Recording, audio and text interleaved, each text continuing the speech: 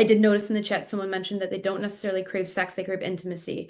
I love that. So as a couples therapist as well, we often talk about what is the function of sex, and people are like, oh, to get off. Fair. Those are happy little accidents. We do love those. Those are great. Orgasms are lovely. That's wonderful. But sex, mostly for couples, people will say, like, well, it's really about the closeness. Yes, orgasming and things like physical pleasure is great, but I find such pleasure in the closeness and the intimacy and truly just being intertwined in someone in their world and being so present with somebody in that way.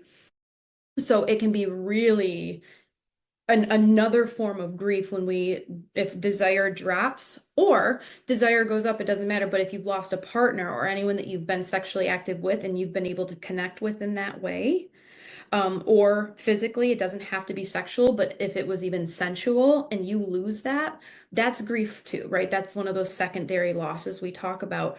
So you're not losing just like an ability to orgasm. It's not really that. It's like you've lost this tool to intimacy and the person that you normally shared that level of intimacy with, right? So they say intimacy is people will use that word and say, and they're meaning it about sex. It's not, it's a closeness. They say, like, remember it as though into me you see. So kind of like being in someone's world. Sex is a tool for intimacy. It is a wonderful way to achieve intimacy, but it's not the only way.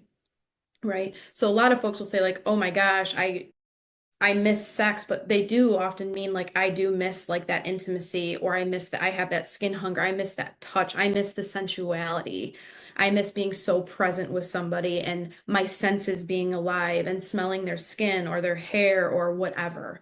So I'm glad you said that. Sometimes it's not just like sex as in like orgasm and the mechanics about it. It really sex is it's a very common tool amongst partners to achieve intimacy.